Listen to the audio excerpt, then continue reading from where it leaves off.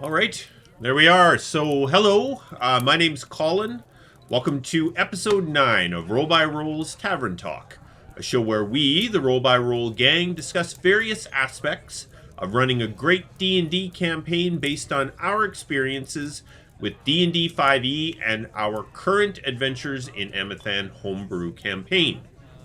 So, joining me tonight, as usual, are the rest of the Roll by Roll crew, including our newest member, who I will introduce last here. So, first of all, we have Barry, who plays Nightingale and Landis. Say hello, Barry. Hey everybody, how you doing? We have Egan, who plays Douglin and Lafferty. Thanks for joining us. And we have Max, who is currently playing Lieutenant Arden of the Vanguard. Max's actual character will be introduced in our next session. Say hello, Max. Hello.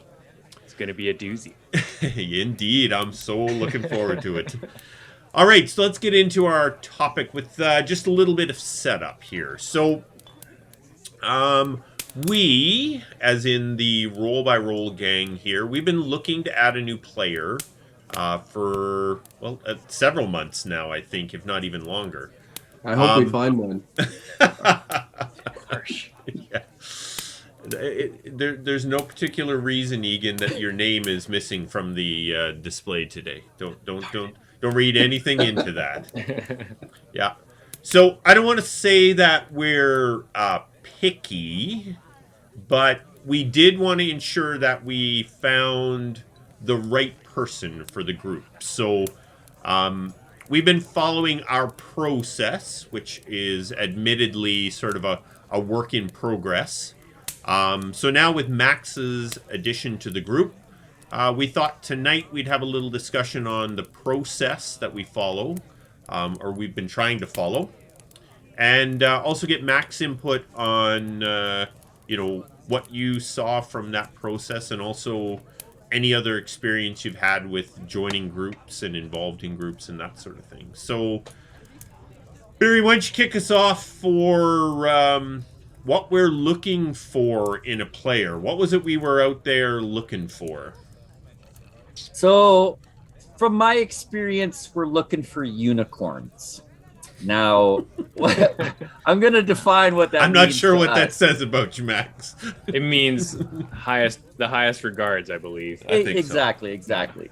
So, what we look for in a player is someone who's going to match our play style, which is heavy role play. So, you're going to have to weed out a lot of players in that. And our process is kind of designed to look for people who are into heavy role play.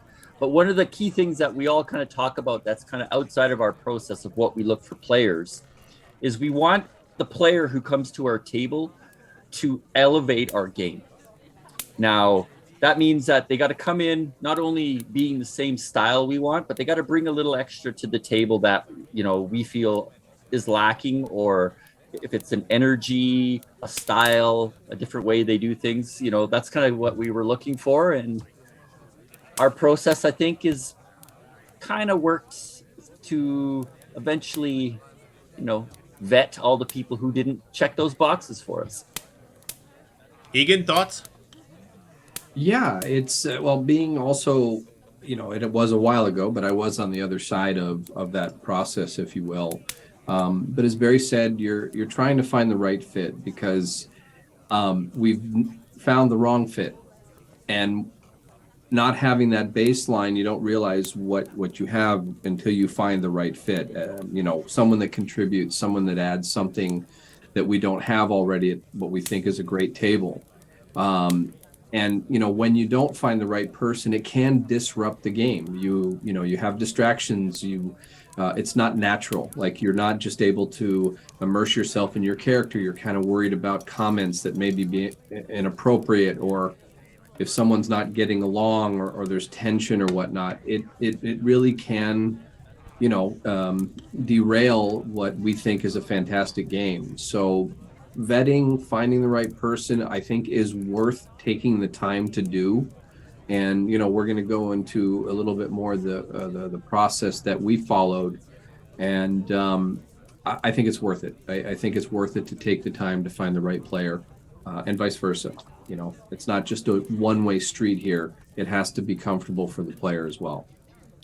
Yeah, and Max, I'm going to twist this question on you here in just a second, a little bit. I know for myself, I often, when we're talking about our game, there's generally accepted three pillars in D&D. So, social interaction, which most people refer to as role play, combat, and exploration. And we lean very heavily into the social interaction, into the role play. Although we enjoy combat, we have gone multiple sessions and not had a combat. And exploration, in sort of the traditional thought process where you're just out there, whether it's a hex crawl or you're going directly to a dungeon to spend session after session exploring a dungeon or things like that. I mean, that it's not that it's unappealing to us, but it's not really our go-to sort of pillar that we have in our games. So, Max, I'm going to twist this question on you a little bit here. You came to us a little bit outside of our process. Barry and you knew each other, and happened to get into the conversation around D&D. Yep. So I don't imagine I don't know, actually. I guess I'll find out if you were actually looking to join another table or not. But what is it you were looking for in a game, and what attracted you to our game? So, well, I can start by saying that I was involved with a table before, and that table was fine. It's not an ill will thing or anything, but it was definitely like that was not continuing to be the style of game I was looking for. And that doesn't mean that their table is bad. It just didn't match. You know what I mean? Yep. So yeah, I really love the role play side, and I really like the performative side of role play because, and there's another topic for another video, I suppose, on what role play can encompass. But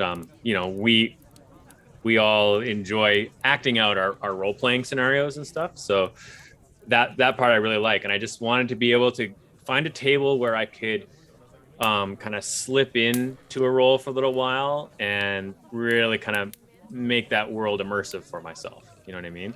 Yep. And so, I mean, that takes a lot of things, but we can get into that later. That should be enough for your question. Yeah, it's. I don't want to run away with it. Oh, that's all good. It's your first tavern talk here, so Yeah. you just Yeah. run all you want. Soapbox it, buddy. Yeah, Soapbox it. exactly. Do it. All right, so the next question I'm going to kind of throw out to everybody. Maybe Egan, I'll start with you on this one, and why did we develop a process? What I think just giving an opportunity to share some of our experiences. Maybe I had later on some successes and failures we had with the process, but I think we can kind of blend that all together. Egan? Yeah, it's. I think you realize, as Barry wasn't joking. Unicorn. We do play a style of game that is very particular, and maybe it's an older generation. I don't know, but if you don't have a screening process, then you could find yourself, Colin having prepped the entire week campaign, and we have certain things we want to go through, and you have a min-maxer, you have a murder hobo, you have a guy or a girl that doesn't really care about role playing and just sits in the back and doesn't talk and doesn't engage, or again, tension. They just don't vibe with the others at the table. Well, you can't know that unless you have a process in place.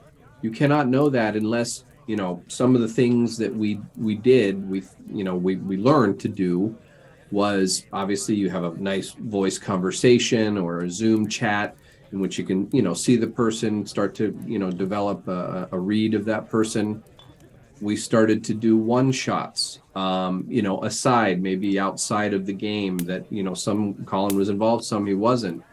And then another thing that we came up with just recently, which is what Max did, was have them join on a temporary basis as an NPC.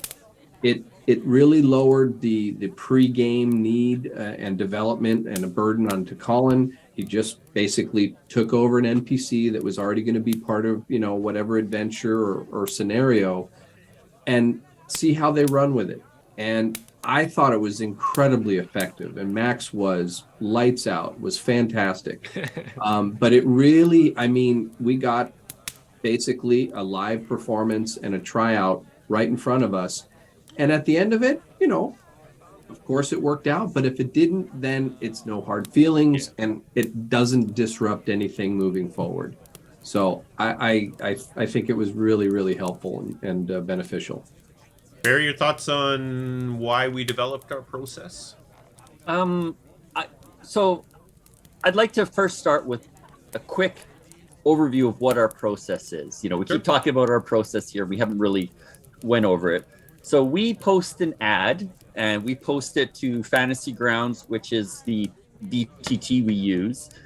Egan has found other avenues. I think Egan, you post it to a few Reddit and a few other different avenues where we can find like-minded people. So we start off with a posted ad. We'll move to either text interview questions or a video live chat. And we pulled a lot of our questions from a survey that one of us stumbled upon from Red Ragged Fiend. It's the top 15 questions to interview for finding new players, and we'll post that in our links below. But so we asked them questions to try to get a feel about the style of play they want, and if they're checking the boxes, we move to some one shots where you really get to see how that person plays and you really can understand their knowledge in fantasy grounds and things like that. And then we introduce them into our full-time game as an NPC so that, like Egan had said, it's not a lot of background that needs to be added in and stuff that can't be easily removed. So that's kind of our process in a really quick eggshell. But the reason I think we created a process is we guard our table like it's Fort Knox. For all of us that come here, this is our escape from the grind of day-to-day life. We are all heavily committed to the game. We sacrifice time. We carve out time in our busy lives for this game. And we don't want disruption or someone to come along that jeopardizes any of that for us. So we had to create a process that helps us sift through all the people who are looking for that perfect match game and be a little selfish to find the players that we want to join our game. Now, we're not doing it because we think we've got the best game out there. We're doing it because we love the game we have and we want to protect that. So that's the reason we created this process. That's the reason we put everybody through it. Max had to do a lot of the process. A lot of it I knew from just who Max was, so he didn't have to answer the questionnaire. We did that around a fire pit, where we got to feel each other out. So that's kind of the reason we started this process, because we protect our game, because when you've got a great table and you're having a lot of fun, it's worth protecting. Yeah, absolutely. It's every table, whether they realize it or not, develops a way they play. How important role play is to you, how important combat is to you, how important the rules are to you. Are you going to be loose with the rules? Are you going to be very strict with the rules? And I think, Max, you were alluding to this a little bit. I mean, some tables play first person role play, some tables play third person role play, right, where they describe what their character said, and we're really first person role players. We get into the roles. And one of the things I think we found from our successes and failures with finding new players in the past is people can fake it for a while, but eventually you find out who their true selves are.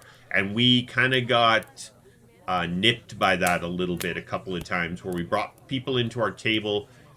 They seemed to do really well with, the questionnaire was good, the interview was good, one shots was good, so we decided to take the plunge, bring them into our table. 2-3 sessions in, we're like, this is just not working, unfortunately. And that was why we really added in the play an NPC in the regular campaign, so we could get people into our world for a couple of sessions and really get to see them. So again, I'm going to twist this question on you, Max, because the process and all is kind of new to you because you're on the other end of it right now. Yep. But I'd like to get your thoughts on the parts of our process that you went through, and also anything else. I assume the last table you were at, there was some process that was followed for you to join that group. Maybe just your thoughts on that. So I'll start with the last group.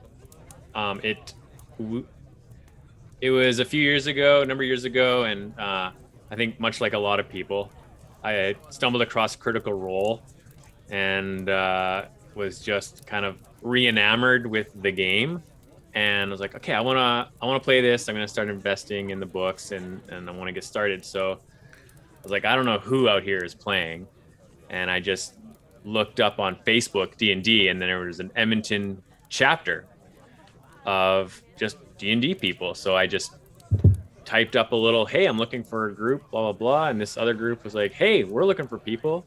We're starting a new campaign. Awesome. Send us, and then we kind of collaborated a little bit. But it was very much like, here's we're playing this module and make a character and give us a backstory. And there wasn't a lot of guidance there. And I think the DM might have been a bit fresh too. So you didn't have a lot of experience, which is fine. But yeah, there was no real thought taken to vetting process. Like I'd never even talked to anyone yet. Yeah. So when I got there to that house on that first day of play, I'd never actually met any of them, right? And it, that was fine, but it turned out it was okay. I played with them for a while. But yeah, there was no real process. It was just like, welcome aboard. Let's see if this all works out, and it was fine. It got me back into the game and stuff, but like I said, it needed to move along. So this process, I was, because I'm friends with Barry, right? Previously. So I was anxious to just get started. You know what I mean? I'm like, they have this process. I feel like I'm probably good, but let's just respect the process. Cause I don't know. I've seen some of the shows, I'd started watching, as Barry had, told me you guys are broadcasting and stuff. So I'm like, okay. And I'm like, I think this is going to be okay, but definitely let's just go through the process and feel it out. And now I'm thinking about, because I also do a bit of DMing myself. I'm like, I want to incorporate some of these strategies because you're right. It does. You want to be able to find that best blend for your own table, right? And it was also a good way for me to be able to determine if this is a safe space to play the way I want to play. You know what I mean? It's not just about like, oh, is the table going to like this guy? It's, am I, as the new player, going to feel comfortable doing what I want to do? And since it all matches up, then yes, of course, you know what I mean? It's all going to work out. So I think it is important to just have that little bit of, the one shot's a great idea for sure. And then I don't know your questionnaire, so it'd be fun to look over it just to see, you know what I mean, at some point. Maybe I could throw it up on the Edmonton Facebook chapter for really looking. But yeah, and playing the NPC was fun too, because it allows you to really get a feel for the world that this new group you've joined has created, and kind of dip your toes in and get a feel for everything. And that way, when you do come in with your awesome, mind-blowing character that's going to rock everyone's world, it fits. Why don't you go ahead and talk about that a little, Max? Yeah. Go ahead. No, he's not Tune in gonna. Saturday for the exciting reveal. It really allows you to give it the care you need. You know what I mean? And I would say that this whole format could work for a table that is heavy on the strategy game, like combat side of things. It works Yeah. for the people who are heavy on the exploration side. You know what I mean? Like it really doesn't matter what style of table. You just want everyone to have a cohesive viewpoint of the game so that everyone's enjoying it, right? Yeah, that's Yeah. a really good point, Max. Yeah. This process we have can be tailored to your Yeah. specific game, whatever Yeah. you're looking for. It's just a way to, sift through all of the people looking for it to find those right players. Yeah.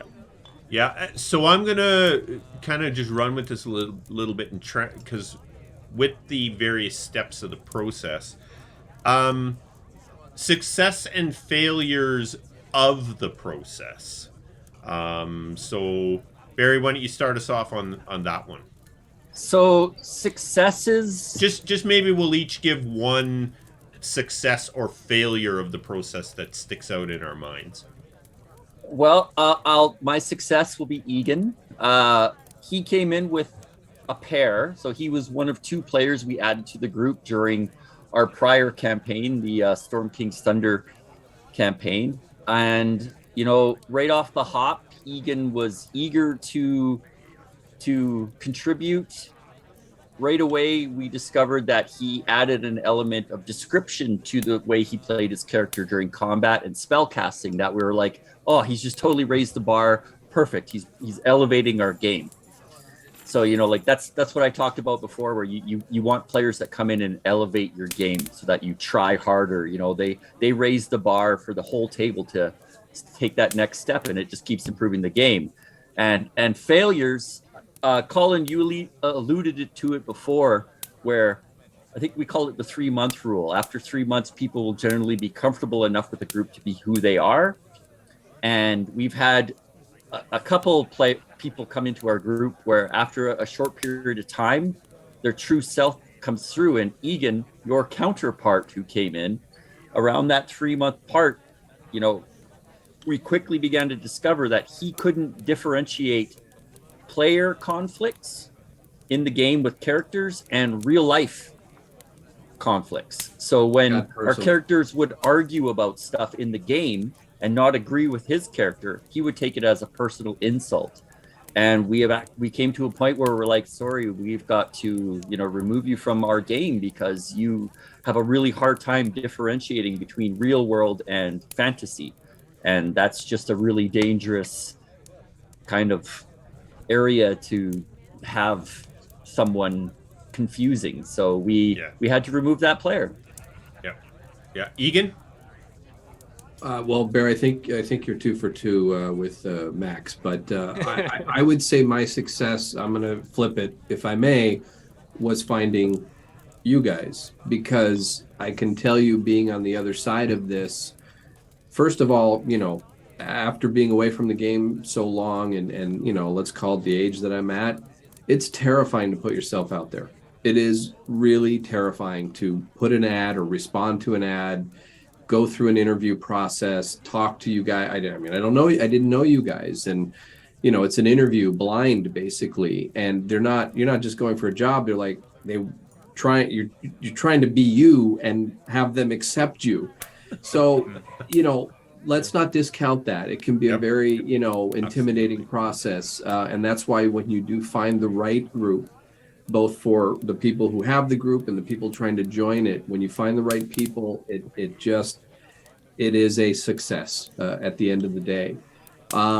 So yeah, my success was finding the right group, because, you guys weren't the first one, but it definitely has been the best by far. And it's been wonderful ever since. I would say the failure would be, there was a couple that, Barry and I thought were going to be pretty good. I don't think we did enough process, for lack of a better term, before they joined. And, Colin had to go through a long backstory for both of them. And 2 sessions in, we're like, what did we do? It just wasn't right. And I think it was more of, I'll put it on me. We didn't do enough diligence. We didn't, I think back then, if we had done an NPC with them, we would have seen it. But the one shot was okay. But we didn't do enough. And so I would say that was a failure, and it kind of disrupted this campaign for a little bit. It took a session or two to get it back on track, but again, I couldn't be happier with where we're at now. Yeah. So for myself here, so success. I'm not going to talk specifically about someone, but one part of our process that I think has helped us with our success, at least early on, was the addition of that questionnaire. Before we started the session tonight, I talked about one time we put the ad out there, got a bunch of people, gave the questionnaires back, and this one individual, his entire questionnaire could be summed up as, I hate this, I hate that, I don't want this to happen, I don't want that to happen, this kind of thing sucks, that kind of thing sucks. And we're like, well, no worries about whether, like, he Scratch. clearly had a very bad D&D experience before coming to look for this game, and I know we talk about it from time to time. There's unfortunately a lot of really bad tables out there. There's a lot of damaged players out there from poor experiences. And people just want to play, and I get it. And you can read in in social media and forums and stuff like that, and it may be a little harsh, but there's unfortunately some really damaged D&D players. Like, they have such a bad taste in their mouth for the game now, and they're still out there looking for the right game, which that's great, but they have such a negative attitude towards finding it, and that's really unfortunate, and that only increases, I think, our shield that's up when we're trying to find the right person. Max, just your thoughts on in terms of finding the right table, any success failures you want to share with us in terms of, I hope this is a success. Well, my next failure is joining your group. It hasn't been 3 months yet, I'll say that. Right? We'll come back to that. We'll hold our breath a little bit here. Yeah. But, no, I mean, I don't have a broad, well, I guess I run my own table too, so I guess I can, that's a success, but that is a group of people, they're all family and best friends, right? So there's a certain chemistry that goes on that it's just it's a unique table, and it plays the way that I enjoy, and I think they enjoy it, you know what I mean? And that brings, as a DM, that brings me happiness, right? And it got people who, same as me, played when we were kids, and some people who are always interested but never really did, and a person who tried with other groups but never kind of got rolling what they wanted specifically either is in there. And it's just turned out to be great, and we've been playing for 2.5 years now, the same campaign. So and then I don't want to call the other table a failure, because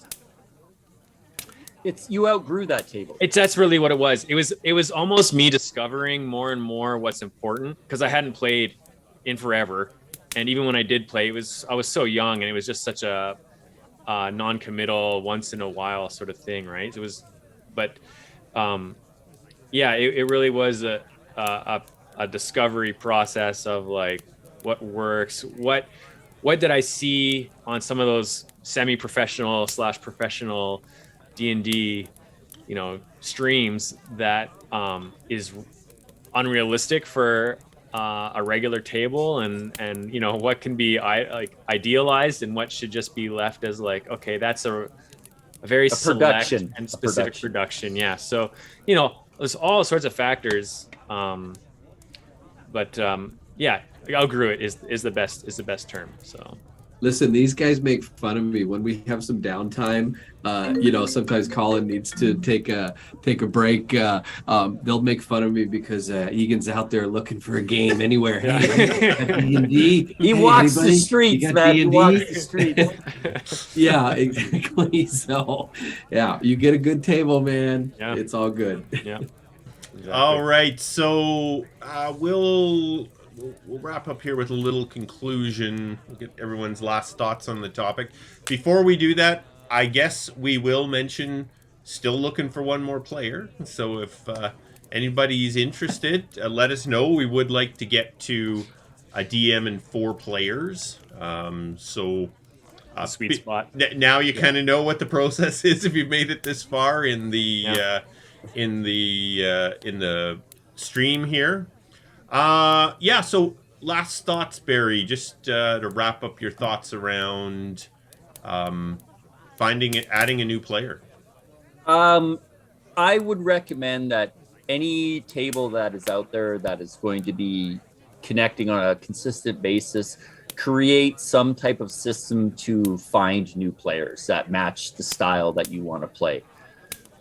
It's, as we all know, DMs are a rare breed, so getting into tables is hard because there's lots of players out there looking for tables. But if a table can set out requirements, set out expectations, both sides of that transaction have a better chance of finding a fit with less disruption and less disappointment heading down the road. So if you don't have a system, I'm sure we'll post our system kind of in the comments below of how we do things. And the best of luck finding new players. When you do find the right ones, it can really elevate your game, and never give up the hunt. Egan, thoughts? Yeah, I'm gonna kind of run through just some of the places that we found, or you can look for games and whatnot. Fantasy Grounds has a looking for groups, Roll20, Reddit. There's an app called Crawler, and some of the pay game sites like Camp Dragon Online and Get Started. They all have a looking for group Discord chat, and even your local game store. I have a local game store that runs games in person, but they also have an online presence as well. And Barry touched on it. There's no one way to play this, but find the one way that you want to play this, and find others that want to play that way, because it makes for just a great experience all around. Yeah, I mean, we talk about you can't play this game right or wrong. If everybody is having fun at the end of the day, you're playing it right. If people aren't having fun, you need to figure out why and fix that, right? But Max, your final thoughts on this? Yeah, a couple things. So one, if you're a player looking for a group, maybe take some of these strategies that we talked about to submit to a table that is open to looking for someone new, so that you can discern if this table is right for you. Because you as a player, you have your own personal valuable time as well, so you don't want to be wasting it in the desperation to just play a game, right? Because that's not going to feel good. It's going to reach a point where like, okay, I can't just do this. And then packed on top of that, there might be well, I've committed this far, I don't want to let them down. Just a whole, slew of baggage that's going to start piling up there. So, try just interviewing the table if they don't have a process for you, and if maybe you're not a DM, but that doesn't mean you can't start to create your own group and create a table. So you could start this process yourself, and it might take a little longer. DMs are hard to come by, but you might meet someone intrepid who, if you give them a shot, they might not be the best DM to begin with, but they have the same wish of play style to have at your table, and they'll get there, so you can be open-minded that way. And then my other thought is just that if you are a table that is hoping to present to viewership like this table, then this is an absolute must of a process. There's just no other way. It's just too much work, especially I mean, I do next to no work, but for, the people that are really involved with the production of everything, it is a tremendous amount of work and investment. And it's just, uh, so if you're that table, you really don't want to waste it on anybody, really. So Yeah, that's it. absolutely. That's my thoughts. Good points. Absolutely. Yep. All right. So I think we'll call that a wrap for episode 9 of Roll by Roll's Tavern Talk. So hopefully you've enjoyed tonight's topic. Like just like Max said, I mean, if you're a DM or a group, consider using this process to find some players, or turn it around and as a player, use a similar process to find the right table for you out there. So Tavern Talks occur Thursdays after each of our Saturday night Adventures in Emathan sessions. Our next session is scheduled for this Saturday, so November 5th. So for those of you watching on YouTube, please support us and make sure to like our videos and subscribe to the channel. Hit that little bell icon so you can be alerted when the next session occurs. So Max, to end every episode, we do a little cheers. Oh, no. It's okay, man. I'll drink from my anti-dust spray.